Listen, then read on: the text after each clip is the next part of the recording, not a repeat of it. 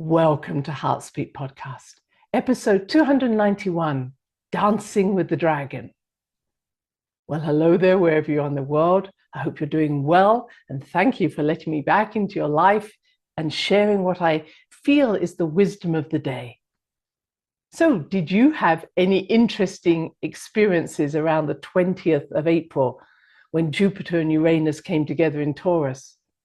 They may have involved finances, technology, your body, nature, your property. And I have to say that last weekend, I certainly had some of those issues. Unexpectedly took up my time. The first was in technology, which I managed to sort out, and then a little bit around my property, which again was unexpected. But everything came to fruition and everything is fine. But I thought, aha, that's what happens when Jupiter and Uranus come together in Taurus. A little bit of stirring the pot, bringing things to the surface. And of course, this was increased by this full moon, this beautiful full moon in Scorpio, which again brings things to the surface, things that were unseen, unknown. And at the moment, there's quite a lot of chaos happening out in the world, if you haven't noticed, partly due to Pluto stirring things up in Aquarius, people coming together, and I'll talk more about that next time, but also things that were being kept beneath the surface. Nobody's going to talk about this. Now people are talking about it. Maybe it's just one or two brave individuals who said no more. But the word is spreading, and that's what I love. And this ties in beautifully with my theme for today, which is the dragon rising, and really looking at this energy of Mother Earth, the consciousness of Mother Earth, which I'll call dragon energy. But the rising particularly happens and is associated with one of the Celtic quarter days, which is Beltane on May the 1st. Many of us call this May Day. And so this is traditionally a time where some say it's the welcoming of the sun god, the sun coming back, the beginning of summer. But actually, to me, it is actually the rising of the dragon energy coming up from the earth and being fertilized by the sun god, the two marrying, the interaction between the sun and the earth. And this is really the feature of May Day, Beltane, which is this fertilization happening. And it is the return of the sun god, where in many traditions it's seen as the movement of the control of the earth through the stag god, or Serenus, who is that which represents winter, and giving over the power to the green man, which represents vegetation and summer. So there's this handing over of energies. And the Celtic tradition really liked dualities. So Samhain, which we see as the 31st of October, November the 1st, is 6 months to May the 1st, which then becomes Beltane. So there was this period of time where the dark god, called often the stag god, is in control. And then there's a period of 6 months where the green man, the vegetation, is in control. And in the same way, we have from Samhain to Beltane, the crone energy, may be called the dark goddess, is in control during the winter. And then the Virgin takes over at Beltane. So you see this sort of handing over energy. Now, as this happens, just as we see in Samhain, there's this rising of the energies from the underworld that may take you down into the darkness, which is why in Halloween we dress up as if we are already ghouls and ghosts, so please don't take me into the underworld.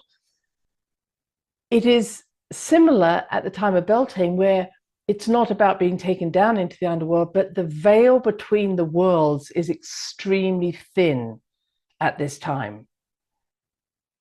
And this is the why during Halloween, as I say, we tend to dress up and pretend we're already there, so please don't take me. But during Beltane, we tend to light fires. And in the ancient days, it would be to be like that fire, so that you wouldn't be taken into the underworld and you would rise up. Now, I hope you're following me here. This is a very important time, certainly in the Celtic tradition. And it is a time where there's a handing over of the power. And it was understood so strongly that the people in ancient times, and not just the Celts, and many, many traditions, saw this as a really important time to honor Mother Earth and to honor and dance with the particular need of that time. And why am I saying that? Because in my studies now of looking at geomancy, which is literally of the earth, study how do we work with Mother Earth, I've come to understand that throughout the ancient times, not just in Britain, of course, I'm reading a little bit more about the British traditions, but throughout the world, all of the rituals and dances and songs that were performed at a certain time or a certain season to honor the energies that were particularly associated with that season. And at this particular time at Beltane, it was the bringing up of this dragon energy, the fire of the dragon, the creative fire coming to the surface, fertilizing the land. And so at May Day, the particular connection is to light a fire, to light a bonfire. Now, I know we light fires at other times, but at this time, we would write in, again, across Britain, I'm particularly referencing, fires would be lit on the top of hills, on the top of mounds. And those fires were to encourage the dragon to rise up. It's saying, we love you, dragon, rise up and show us your fire. And this is now carried out in a beautiful place in the center of Ireland called Ushneck, where they have a Beltane festival. And it was here that I really learned it wasn't about welcoming back the sun. It was saying, please, beautiful dragon, creative energy, come to the surface, join us up here. Look, we're lighting fires in your honor, and your fire is being met by our fire. And many times during Beltane, they talk about leaping through the fire and purifying yourself and transforming yourself and purifying the animals.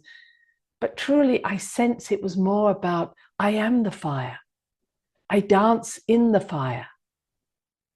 And it is that fire, yes, it is a purifying energy, but it's also about a fertilizing energy. And what was so important from the books I've been reading is to understand the reason you're doing it. You are simulating the dragon coming to the surface. You are simulating what are known as the Tuatha Dé Danann, who live in the other world, and saying, fairies, come to the surface, bring your fire to the surface. And I see that in the Pueblo people here in New Mexico.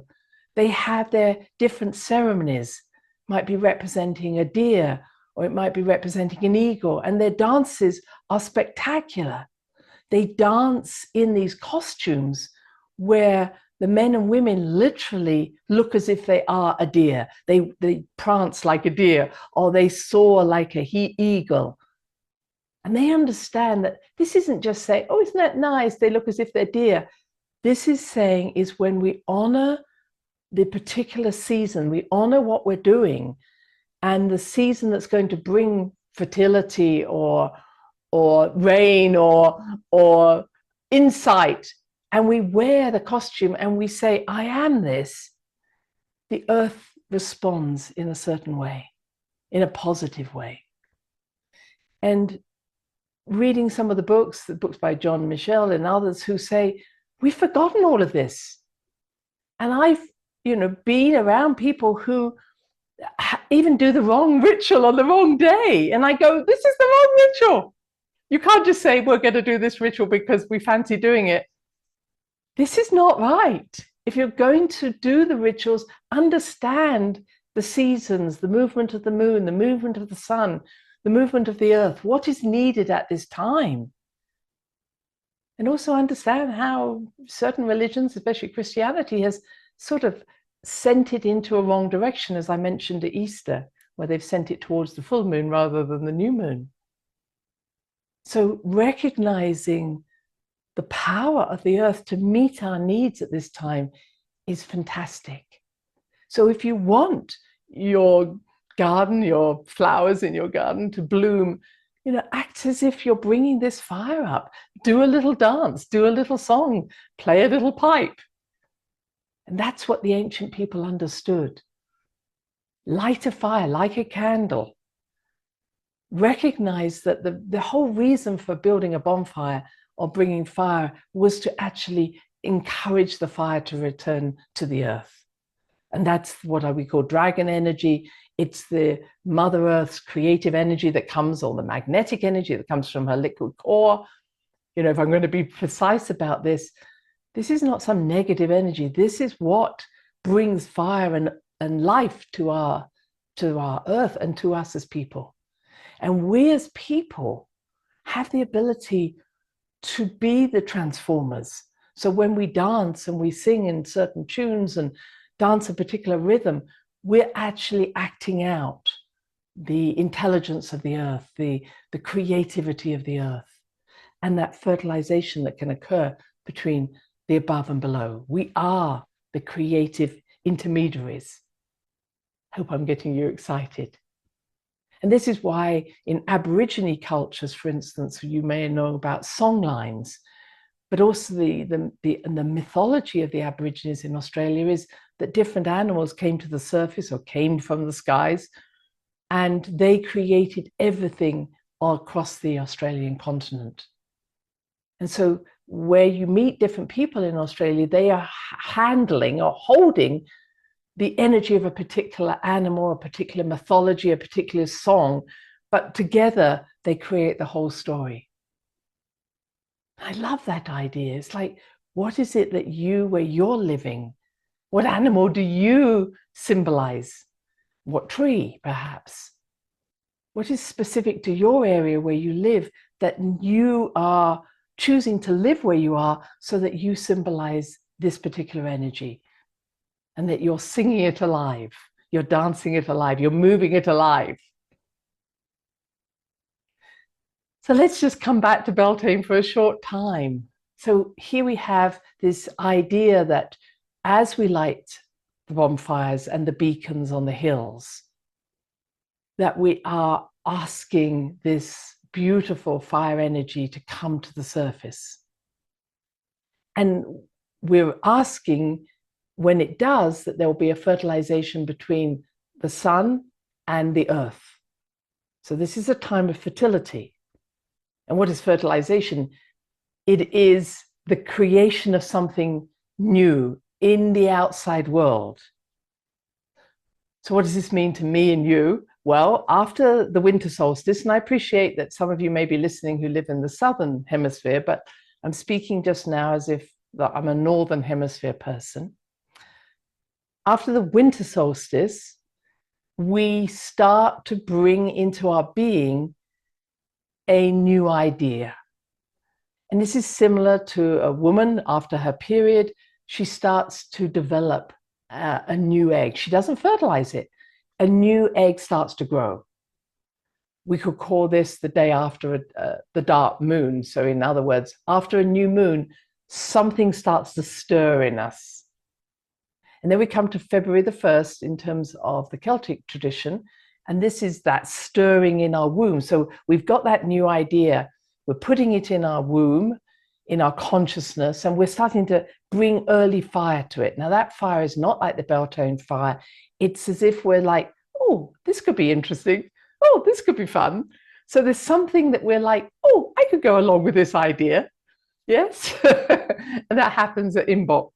And so the idea is that something is planted, you may not be fully aware of it, but around that February 1st date, you're like, oh, that could be fun. And so you develop that idea from, I'm going to come back to my moon, from the new moon to the full moon, you develop that idea. You get creative, you put ideas, fire energy into it. You start to cultivate it, don't you? And you do that until the full moon. And I'll come back to the ladies, until ovulation. Okay, so this egg has been developing, this idea has been developing, you've been putting energy into it, you've been trying some things out, but it's not until the full moon or ovulation that you put it out in the world. So what have you been developing since the winter solstice that you are now ready to put into the world? Because that's fertilization. You're saying, here we go. And what you're hoping is that other people will take your idea and run with it, but fertilize it. That's what fertilization is. Oh, great idea. So you put it out on social media and everybody goes, yes. And your idea is fertilized. Now that takes, in a monthly cycle, maybe 1 to 5 days. So you've got this sort of period where you're very fertile, very sexy. And in fact, around that time for a woman, she is putting out all these chemicals that's saying, I have an egg that's ripe, who wants it? Now, we'll go away from eggs at the moment, but the fact of the matter is, when you have an idea, best time to put it out into the world is at the full moon. And you want it fertilized. And this is Beltane. This is your maypole. Excuse me, your May Day. I'm coming back to the maypole. And so you're really saying, who is going to fertilize my ideas? And this is why during this time, it was very common in May Day for young men and young women to disappear into the woods and obviously come back with being fertilized.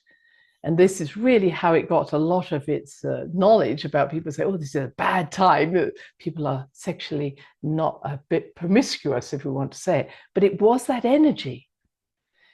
And then you've got the time after your fertilization where you actually have to nurture your idea. And then, of course, towards the dark moon, towards the new moon, or even towards your period, you're saying, okay, what am I letting go of? What do I need to do, to let go of so my idea can grow? Again, don't want to get into that, but Beltane is full moon. Beltane is ovulation. This is the time of fertilization. What have you been growing until now? And it's symbolized, coming back to my maypole, by a maypole. Now, if we look a little bit further back, we come back to the idea of George and the dragon. And interestingly, in Britain, St. George's Day is April the 23rd, so very much all in this area. But St. George is often symbolized as stabbing or killing the dragon. But again, that's a very Christian idea because he didn't kill the dragon. He pierced Mother Earth with his sword, asking Mother Earth or the dragon female to rise up along his pole, which is his phallic symbol, and be fertilized by him and his seed. So the maypole, if anybody of you know about the maypole, is really the piercing of Mother Earth. But you could say it's really just the masculine energy entering the female and respectfully saying, please climb up my maypole, my pole, so that I can fertilize you and you can help me. And that really is it. So you see in so many symbols a mound, which is the pregnant feminine, or the feminine who's waiting to be fertilized. Again, jumping a little bit, she's not pregnant yet. But the mound and the stick at the top is symbolic of the fertilization of heaven and earth. As above, so below, as below, so above. The meeting of heaven and earth. And I think of Glastonbury Tor, where you have that small tower there, which was, a more religious symbol, but the symbol of it is this mound, natural mound with a labyrinth around it, and the Tor on top. You look at Silbury Hill, again in Britain, which is a mound, a man-made mound, but we know that both the Tor and Silbury Hill have an entry point into the other world. So it's like in the center, you can go down into a chamber underneath. And that's true of, we're talking about pyramids, where there are many a time they have chambers underneath it, which is where the other world exists. And when you're at these points in our history, you're saying, please come up. Please bring your wisdom, because within the earth is the wisdom and the consciousness. Please come up, and you could say, fertilize me, fertilize my ideas, bring life force to the surface. So just staying with the maypole at the moment, it was the way in which a May dance was done, was performed, and still is in certain parts of the world, is to have ribbons at the top of the maypole, and then for men or women, men and women, or just women, to wind in and out of each other, so you create this beautiful design. I had the joy of doing that in Brazil last year.